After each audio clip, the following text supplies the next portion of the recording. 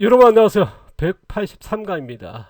자, 전 시간에 토양용 비료 이어서 계속 두 번째 얘기 이어가겠습니다. 자, 토양용 비료, 비료, 미생물, 유기물 활용해서 문제와 대안. 뭐 문제라고 볼 수는 없을 수도 있습니다. 그러나 이제 제가 보기에는 약간의 좀 한계적인, 그래서 좀 문제라 표시했으면 이거는 좀 이해를 부탁드리고요. 그럼 오늘 대안에 대해서 드리겠습니다. 자, 토양용 비료 범위 전 시간에 그런 얘기했습니다. 작물 양분, 농지 생산 목적에 사용하는 비료. 그 다음에 자연적인 우리가 보통적으로 이제 비료 같은 게 작물용 비료 사용해서는 토양 속에 집어넣지 않습니까? 아니면 이제 위에 뭐 피복도 있습니다만 대체적으로 이제 작물의 양분 공급 목적이라 그러면 저희들은 농지 생산 목적으로서 자연적인 뭐 강제적으로 이제 비자연적으로 토양 속에 뭐 집어넣는다 그런 게 아니고요. 그래서 토양 표면층에 사용하는 비료를 이제 토양용 비료를 한다 하는 게 이제 제가 나름대로 규정한 범위를 이제 정했습니다.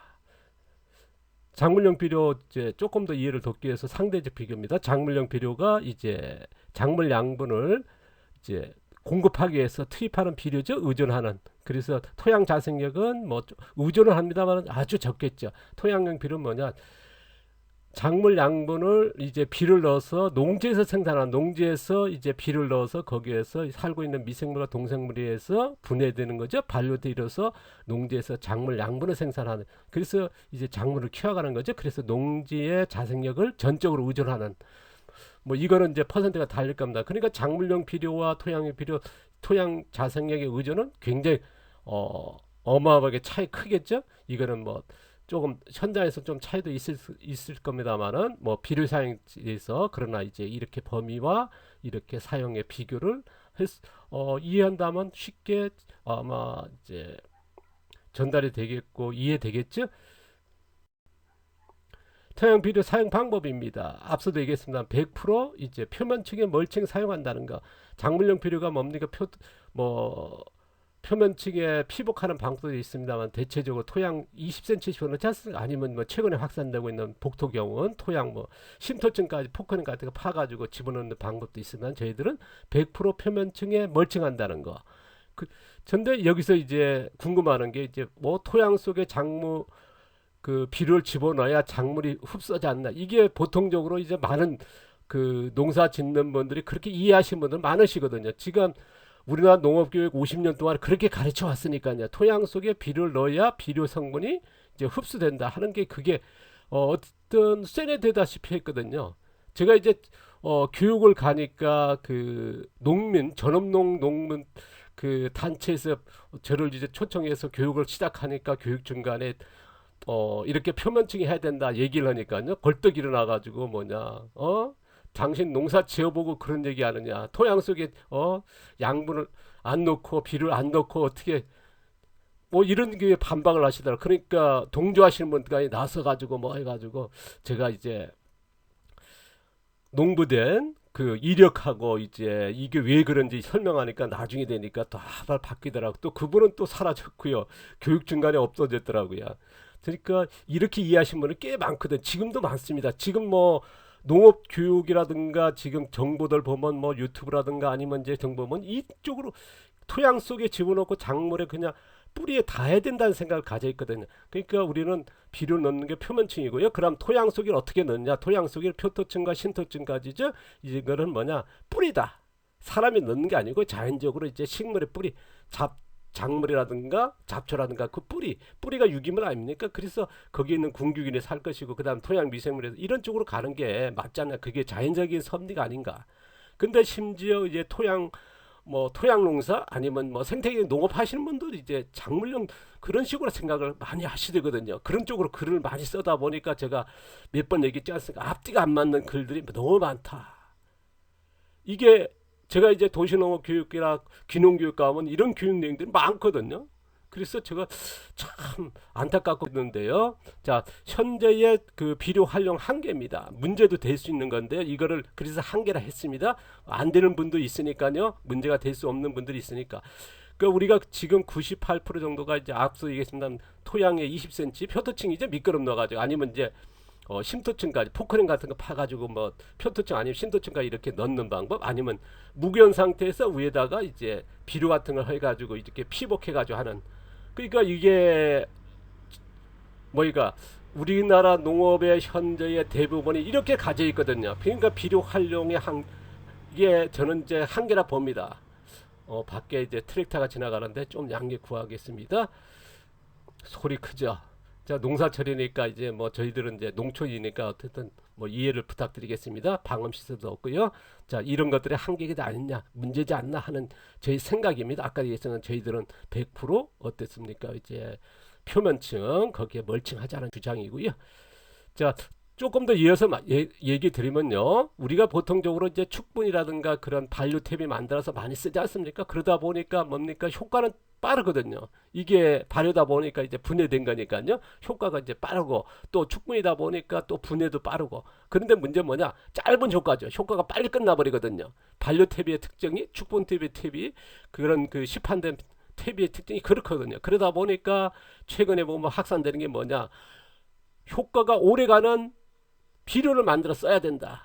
그러면 이제 작물에 이제 끝날 때까지 계속 쓸 수 있다는 거거든요. 근데 보통적으로 작물을 심고 이제 심기 전에 이제 뿌린 밑거름이 뭐 한두 달 만에 끝나버리는 그런 게 이제 효과가 떨어진다는 거거든요. 오래 안 간다. 그래서 오래 가는 그런, 그래서 톱밥비료 같은 거, 우두칩, 나무 같은 거 해가지고 이런 걸 사용을 권장하고, 많은 농가들이 그래서 복토경물이라 해서 집어넣는 쪽으로 이제 옛날에 그랬었는데 최근에 또 확산되고 있거든요. 왜냐하면 비료탭의 효과가 짧아지니까. 그래서 이런 쪽으로 이제 많이들 권장하는데요. 근데 문제는 뭐냐면요, 토양 속에 넣었을 때의 열과 가스가 발생한다는 거. 왜냐하면 토양 속에 유기물을 넣었을 때 어쨌든 반려되든 아니든 간에 열이 발생하고 그 차이가 있습니다. 가스가 발생하거든요. 이거는 농사를 오히려 지어보시고 뭐 하신 분들은, 예민한 작물 재배하시면 이걸 심각하게 받아들이고 있거든요. 이것 때문에 토양 자생이 더 나빠지고, 뭡니까, 우리가 토양의 그 황폐화, 염류가 형성되고, 그 다음에 뭡니까, 우리가 병해충이라든가 그런 게 또 뿌리 발생이라든가 이런 것들이 장애가 많다는 걸 이미 알고 있거든요. 전문가들은 얘기합니다. 우리가 정말 그 농사 베테랑들은 이 문제가 지금 심각한 건데 이거를 해결할 방법이 없는 거죠. 왜냐 그러면 밑거름 노니까요. 그래서 피복 무기온 상태에서 위에다가 이제 뿌리는 형태의 농사로 이제 전환하신 분이 많은 이유가 이런 거거든요. 또 하나 문제는 뭐냐면요, 이런 그 오래가는 그런 톱밥이라는 나무층이 딱딱하지 않습니까? 제가 앞서도 계속 얘기합니다만은 숲속에 가면 뭐냐, pH가 높다는 얘기하지 않습니까? 그게 우리가 거기는 낙엽이나 나무 같은 게 있다 보니까 뭡니까, 이제 균류가 서 곰팡이라든가 버섯균들이 그 딱딱한 거를 분해하기 위해서 유기산을 넣고 내가, 그러니까 균류다 보니까 유기산이 pH가 문제거든요. 그래서 우리가 pH 높이려고 그래서 농지 검사할 때 pH 검사하지 않습니까? 근데 검사했다 해서 뭐 소속해 놓고 뭐 넣더라도 이게 6개월 가서 1도를 올린다 그래도 또 더 떨어지는 문제가 발생하지 않습니까? 지금 우리가 30년, 50년 그렇게 했는데도 안 되는 문제가 이거거든요. 그래서 또 다른 대안이 또 하나의 그 문제를 낳고 있다 하는 게 이제 저희 생각입니다. 이거는 뭐 차이가 있습니다. 그냥 참고만 하시고요. 자, 공급 방법 비교입니다. 앞서도 얘기했습니다만 작물용 비료가 아까도 얘기했습니다만 바깥이니까 미생물이나 동생물이 적겠죠. 아예 동생물의 서식은 거의 없죠. 미생물은 조금 남아있을지 모르겠지만 뭐 동생물도 있을 겁니다만 현저히 적는다는 거. 거기다가 그래서 비료탭이 땅속에 넣어서 작물의 양분이 뿌리가 닿도록 해야 된다. 그래서 우리가 유기물은 많아야 되고 비료 많아야 된다, 미생물이 많아야 된다, 토양. 그건 알고 있거든요. 그런데 이 방법이라는 거. 그런데 아까도 얘기했습니다만 그런 문제가 발생한다는 거. 그래서 제가 이제 얘기합니다만은 표면층에 멀칭을 하자. 유기물이죠. 그 숲속같이 이게 덥다는 거거든요. 멀칭해서 여기에 미생물과 동생물 살게 그 서식 환경을 만들자는 거거든요. 그래서 그러면 표토층과 심토층과 뭐냐, 식물 뿌리로 하자. 유기물이니까요. 그래서 이런 쪽으로 농사 기술이 가야지 않나. 그러니까 극과 극이죠. 그러니까 우리나라의 농업의 뭐 99% 할 정도로 뭐랄까 작물용 비료의 농업과 그다음 토양용 비료의 농업. 근데 문제는 뭐냐면요, 토양용 농업을 가시는 분들도 이걸 이해 못하고 작물용 비료에 의존한 농업 기술로 접근하는 게 굉장히 심각한 문제거든요. 그래서 어쨌든 간에 모르겠습니다. 제가 알고 있는 내용을 여러분이 혹시 이런 쪽에 지향하신 분들이 올바르게 전달됐으면 하는 마음으로 이제 이런 유튜브를 개설했습니다만, 그러나 뭐 이것 때문에 이제 시작하니까 공격자가 많은 게 좀 참 모르겠습니다. 저는 이제 정보 제공하는 조차도 이런 내용을 그 뭐랄까요, 좀 이상한 소리 많이 하지 않습니까? 뭐 비료 퇴비 농약 치고 하는 게 정상이고 비료 안 하고 밭갈이 하는 게 이게 비정상으로 보는 우리 농업계의 이상한 현상이죠. 뭐 농업계만 아니죠. 일반적인 시민 의식도 그렇고요. 자, 토양용 비료 종류입니다. 좀 안타까운 일입니다만은 갈색 유기물, 녹색 유기물, 녹갈색, 그다음에 발열퇴비, 숙성퇴비 있더라는 얘기 했습니다. 자, 이거에 대해서 조금 더 이해했는데요. 뭐냐면은 이제 아까도 얘기했습니다. 숙성퇴비 우리가 쓴다는 거, 그다음에 발열퇴비, 이거는 현재 농업이 없는 거거든요. 근데 우리가 이게 굉장히 주목해야 될 게 뭐냐, 위에다가 우리가 멀칭, 아까 유기물 뭐 볏짚 같은 멀칭하는 거 같이 효과 있지 않습니까? 왜냐하면 반류가 안 된 거기 때문에요. 그래서 넣어서 뭡니까, 토양에서 이제 살고 있는 미생물, 동생물의 서식 환경을 만들고 그들이 위해서 반류가 일어나서 농지 생산하는 거거든요. 그러니까 지금 현대 농업에서는, 우리가 보편적 농업에서는 발열탭이라는 의미나 숙성탭이라는 개념은 없거든요.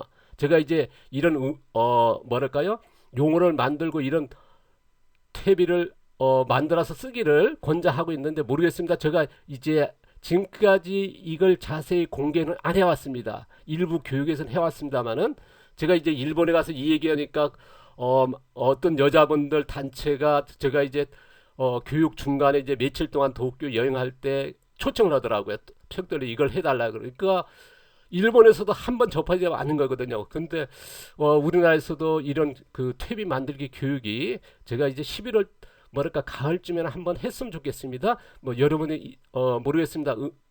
필요하신 분들이 있다 그러면 모아서 한번 할 겁니다만, 어쨌든 간에 이런 퇴비 방법이 있더라는 것만 참고해 주시기 바랍니다. 아까도 했습니다. 비료 한계가 뭐냐면 이제 유기물하고 반려퇴비, 되게 반려퇴비 아닙니까? 유기질 비료는 뭐 반려 안 시킨 거니까요. 섞어서 뭐니까 유박해서 나오니까 만든 거고요. 그러니까 퇴비는 반려퇴비죠. 거의 유기질 비료 같은 건 뭐 유기질 퇴비라는 건 뭡니까? 섞어서 쓰는 거니까요. 그래서 이게 어떻게 보면 한계지 않나. 그래서 비료 작물 약물 공급 목적으로 활용하는 것들이 이거에서 멈춰버렸다는 게 좀 저는 이제 그렇게 보고 있거든요. 근데 뭐 이거는 현대 농업에서는 지금 대부분의 90%의 농업에서는 이걸 뭐랄까 당연한 기술로 받아들이고 있습니다. 저는 조금 아쉽다, 한계지 않나, 뭐 문제지 않나 하는 제 생각을 말씀드립니다. 그럼 권장하는 방법은 뭐냐? 앞서도 이제 몇 번 얘기했습니다. 자연 유기물, 그 다음에 발열퇴비, 그 다음에 숙성퇴비, 그 다음에 반려퇴비도 씁니다. 이거에서 제가 이제 작물용 비료 얘기할 때 얘기지 않습니까? 제가 이런 숙성퇴비, 발열퇴비만 쓰고 뭐 유기물만 쓰고 반려퇴비 안 쓰는, 아닙니다. 씁니다. 지금까지 그렇게 가르쳐 왔고요. 분명히 밝힙니다. 다시 한번 쓴다는데 이거에 대해서 이제 나중에 또 자세히 소개할 겁니다. 앞서 덧걸음이라고 해서 얘기를 한 적이 있거든요. 그래서 제가 이제 덧걸음인데 웃걸음을 쓰고 있다 해서 정정하는 그런 영상을 내보냈지 않습니까? 그래서 얘기했거든요. 오늘 얘기만 계속 이어가도록 하겠습니다. 자, 권장하는 방법은 뭐냐? 이런 형태의 다양하게, 아까 그 반려퇴비로만 해서 작물용 비료보다는 이런 그 발열퇴비와 숙성퇴비 쓰는 이런 농지 생산 목적으로 활용하는 이런 범위까지 갔으면 좋겠다. 활용 방법을 이제 다양하게 찾았으면 좋겠다. 이거를 이제 강조하는 거고, 뭐 권장하는 거죠. 저는 이제 제안하는 거고요. 또 하나 뭐냐면요, 이것을 계속 또 퇴비하고 연결된 건 얘기입니다만 미생물 활용 한계입니다. 대개 보면 자연 유기물, 그 다음에 숙성과 반려 구분 안 하고 쓰고 있거든요. 뭐 김치를 얘기할 때 아니면 반려 아니면 숙성 뭐 생각날 때 다르지 않습니까? 뭐 퇴비는 뭐 무조건 이제 거의 반려 퇴비다 하는 얘기합니다만은 뭐 숙성이라는 얘기도 하죠. 근데 이걸 구분을 못 하고 있거든요. 그냥 오래 두는 건 숙성, 뭐 좀 그런 차이로 두긴 합니다만 어쨌든 간 거의 같이 써버리고 있거든요. 그래서 자연유기물, 숙성, 반려, 분해 이런 쪽으로 이제 너무 짧게 쓰고 있지 않나, 미생물 활용에 이거에 한계가 있지 않나 하는 게 저의 생각으로 보면요. 그래서 다른 분들한테는 그렇지 않을 또 있을 겁니다. 모르겠습니다만 제가 생각하는 건 뭐냐, 지금 현재 이제 퇴비 만들기가 반려 퇴비 아닙니까? 유기질 비료는 뭐냐, 그냥 섞은 거니까요. 제가 생각하는 건 뭐냐, 이런 미생물 활용을 발열, 그 다음에 숙성, 이런 반려까지 이렇게 나눠서 쓰는 게 어떨까, 이게 그랬을 때 우리가 이제 토양용 농사를 정확히 질 수 있거든요. 그래서 요기를 따라야 된다. 근데 지금 한계는 뭐냐, 이렇게 반려 그 하나만 쓰고 있거든요. 그래서 이런 발열, 숙성, 반려까지 썼으면 좋겠다 하는 게 저희 생각입니다. 좀 더 말씀드리면요, 지금 권장하는 미생물 활용은 뭐냐, 자연 유기물, 그 다음에 발열. 왜냐하면 볏짚 같은 데 넣어서 수분을 맞추고 수분 한 60% 맞추면 열이 나지 않습니까? 그걸 발열이라 하거든요. 그 다음에 발열이 끝난 다음에 멈춰질 때가 있습니다. 미생물이 와서 포집한 기간이 있거든요. 그걸 숙성 기간이라 그러면. 그 다음에 미생물들이 들어와서 여기서 먹이 활동이죠. 움직이 활동하는 거거든요. 그러면 그때가 일어나는 게 반류가 시작하는 거거든요. 그 다음에 완전히 사라지는 분해가 되겠죠. 그러니까 최소한도 이 정도는 나눠야 되지 않나. 근데 지금 현대의 농업에서는 아니면 이제 장류라든가 이런 반려 하시는 분들은 뭐냐면 이제 유기물에서 숙성과 반려를 구분 안 하고 어떤 때는 숙성, 어떤 때는 반려. 그러면서 그렇게 쓰고 있거든요. 그래서 이거를 나누면 굉장히 그 효과적으로 활용할 수 있다는 게 저희 생각이거든요. 그래서 앞서도 얘기했습니다만 저희 같은 경우 이제 교육에서는 지금 29개까지 나누고 있거든요. 그러니까 디테일한 거죠. 발열도 몇 가지가 있고 숙성도 뭐 한 열 몇 가지가 됩니다. 거의 20개 되거든요. 그 다음에 반려도 몇 개 되고요. 그런 식으로 나누고 있거든요. 근데 지금 미생물 활용 전문가들조차도 기껏해야 이제 유기물과 숙성과 반려 이것도 섞어서 쓰고 있고 그 다음에 그냥 분해로 넘어가고 있거든. 그래서 이거를 이렇게 나눴으면 좋겠다. 더 나아가면 아까도 얘기했습니다. 29개까지 난다면 더 재미있고 난해하고 이해도가 높고 또 이걸 응용하면서 확장 기술로서 계속 쓸 수 있는 거거든요. 그래서 좀 안타깝고 그렇습니다만 어쨌든 간에 저는 이렇게 권장한다는 말씀을 드립니다. 뭐 이렇게까지 안 써도 된다 하시는 분들 있으면 그냥 뭐 하시면 되겠지. 자, 다시 한번 말씀드리면요, 어느 발열 탭이 숙성 탭이 이렇게 나눠서 쓴다는 거. 어떻게 보면 뭐 발열 탭이 하나만 만들어서 단단하게 지금 분들이 뭐냐면 많은 분들이 그죠, 간결하게 임팩트하게 프로마된 쉽게 이해되는. 그러니까 농업은 뭐냐면 작물 생산이니까 비료 넣고 그냥 병충해 하면 농약 쓰고 그 다음에 풀은 뭐 제초제하고 비닐 씌우면 되는. 그러니까 간결한 방법으로 가는 거거든요. 어떻게 보면 지금 농업을 안 배워도 농사는 지을 수 있지 않습니까? 농약방하고 비료상하고 뭐 기술센터 가면 뭐 자료 다 나와 있으니까 풀으면 나와 있으니까요. 근데 진짜 농업을 하려면 뭡니까? 이제 뭐 이런 말 있지 않습니까? 고기를 낚을 때 고기를 잡아주는 게 아니라 고기 잡놈을 바르죠. 그러면 거기에 다금발이 낚을 거냐 멸치를 잡을 거냐 거기 따라서 낚싯대냐 아니면 그물이냐 거기 따라 어마어마하고 잔소리 하셨으니까 낚싯줄만도 메토가 있고요. 그 다음 그리고 미끼도 다를 것이고요. 그런데 우리는 디테일하게 원하거든요. 많은 분들이 그럽니다. 뭐 반복이 필요하고 뭐 이렇게 난해하냐, 간결하고 뭐 그냥 뭐 답을 달라 그런 거거든요. 그런 것들이 참 안타깝습니다만 어쨌든 저희 방식은 이렇게 간다는 거. 좀 난해하지만은 이렇게 접근할 수밖에 없다는 게 저희 생각입니다. 그러니까 맞는 분들이 오셔야 되는데 맞지 않은 분들이 오시니까 그런 거거든요. 그러니까 빌어놓고 그냥 농사 지으면 될 분들이 와가지고 뭘 이걸 찾고 이런 걸 하니까, 그러니까 고기 잡아주기를 원하지 고기 잡는 법을 배울 생각은 없는 거거든요. 그런데 이런 뭐 제가 표현이 그렇습니다. 극과 극이라는 거. 자, 한계 또 한번 말씀드리면요, 우리가 이런 유기물이 이제 녹색이고 녹갈색이 있고 갈색이 있지 않습니까? 그럼 약물의 차이가 있고 서식의 미생물 종류가 다 있지 않습니까? 유지 기간이 다르고요. 그러니까 효과 차이가 확실히 다르다는 말씀을 드렸습니다. 근데 이거를 유기물 나누지도 않고 한 가지로만 하거든요. 지금 뭐 풀 넣는다 뭐다 녹색이나 갈색 나누지 않거든요.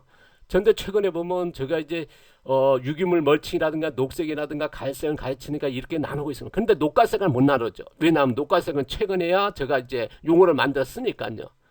근데 녹색과 갈색은 나누지만 그러나 대부분 아직도 나누지 않고 있거든. 그러니까 유기물 한계 지식화 돼버렸습니다. 기술화 돼버렸거든요. 근데 이게 문제가 되는 거거든요. 왜 아까도 있습니다. 영양이 다르고 미생물 종류가 다르고 유지 기간이 전혀 다르니까요. 그런 것들이 어떻게 보면 저는 한계다, 문제다 않나 하는 게 이제 저희 생각입니다. 이것을 바꿔야 된다 뭐라보다는요. 근데 지금 기술센터의 교본조차도 유기물 멀칭이라는 용어를 쓰고 있고 녹색, 갈색을 쓰고 있더라는 거거든요. 제가 이제 10년 전에 교육할 때 이렇게 피복을 할까요, 멀칭을 할까요 하면서 했으니까요. 참 그때 보면 어간신입니다. 이런 것들이 이제 이렇게 확산돼서 정말 한 용어로 사용할 때는 몰랐는데 그렇게 쓰고 있더라는 거. 벌써 숙성태비와 발열태비 쓰기 시작했지 않습니까? 그 다음에 원원적 미생물, 원적 미생물, 종균 미생물 나누고 쓰고 시작했거든요. 그런 것들이 교육의 효과가 있지 않나 하는 이제 저희 생각을 해보는데요. 어쨌든 갈색 유기물, 녹갈색 유기물, 녹색이 이렇게 나눠서 써야 된다. 최소한도는 이렇게 해야 된다. 퇴비도 마찬가지고요. 그 다음에 유기물도 마찬가지 이렇게 나눴을 때에 제대로 된 농업으로 접근할 수 있지 않나 하는 게 저희 생각입니다. 아까 있으면 간결하게 원하신 분들은 그냥 뭐 비료탭에 넣고 그냥 뭐 병충해 방지하고 그렇게 농약 쓰면 될 거 아닙니까? 그런데 이제 복잡으로 갈 필요가 있냐 하시는 분들이 이제 오시니까 아마 그 답답하신 거지, 그죠? 그분들 입장에서 보니까 그래서 그냥 공격적인 댓글들을 많이 계속 달리는데요. 어쨌든 유기물량과 유기물 종류에 따라서 미생물량이 다르고 미생물 종류가 달라지고 이제 반려 속도가 달라지고 양분 생산량이 달라지거든요. 농지에서야 이런 것들이 생각을 해야 된다는 거거든요. 유기물 종류도 안 나누고 유물량도 안 나눠져 있거든요. 단지 비료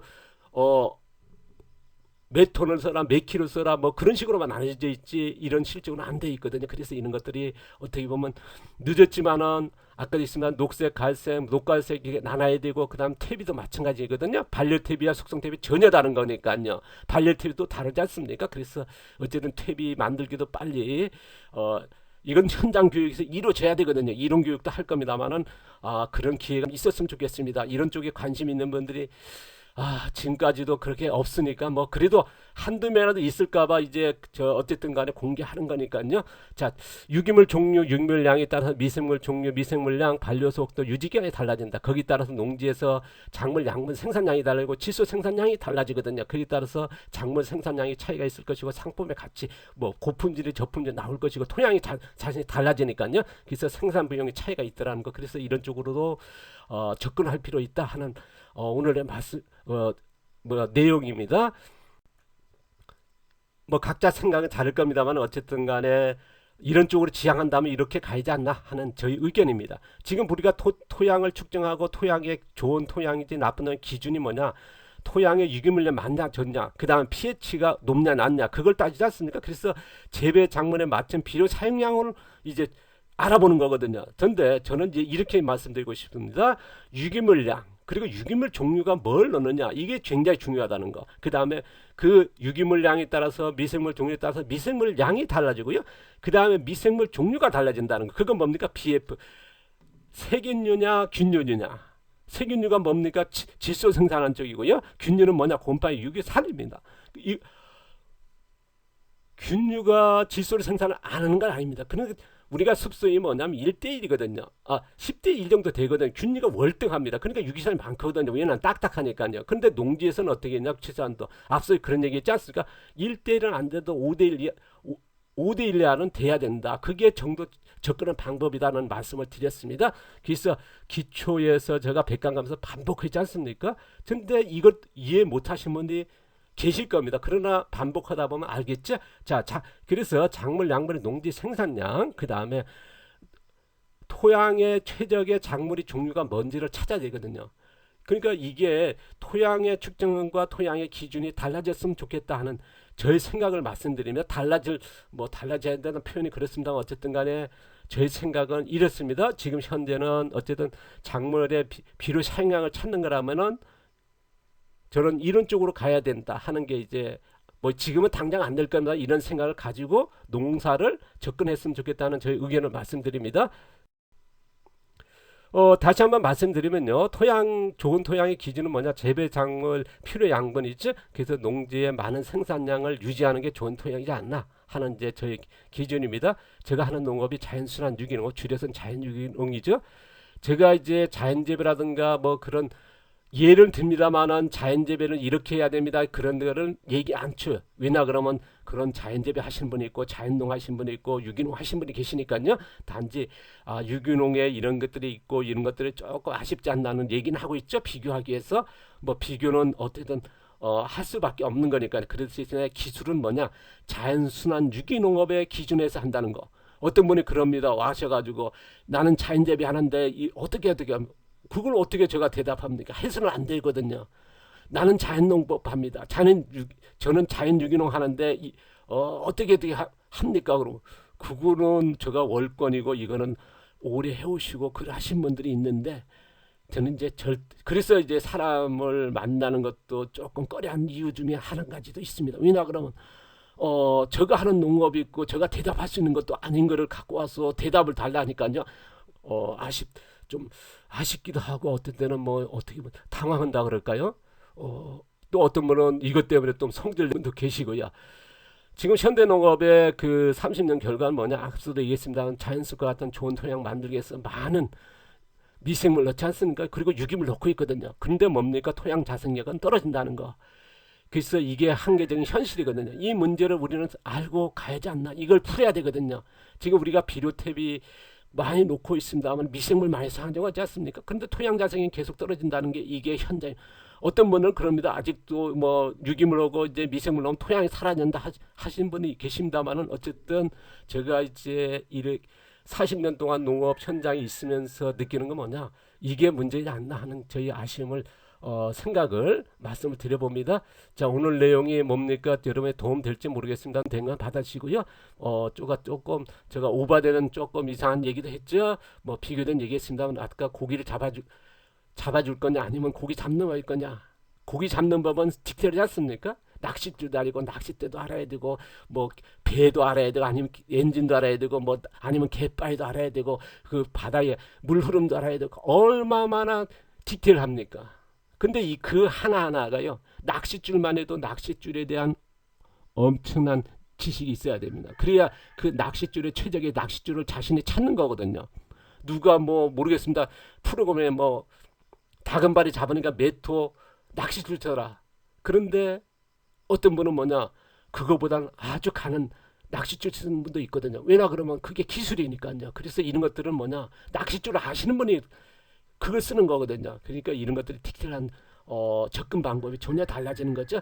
참 아쉽기도 하고 또 우리가 지향해야 될 농업이 어쩌고로 목표가 있다라면 뭐랄까요 다양한 지식을 접해야지 않나 하는 게 저희 생각입니다. 오늘 내용이 여러분 맞으시고 남은 거는 버려주십시오. 자, 오늘 길어졌습니다. 감사합니다. 고맙습니다.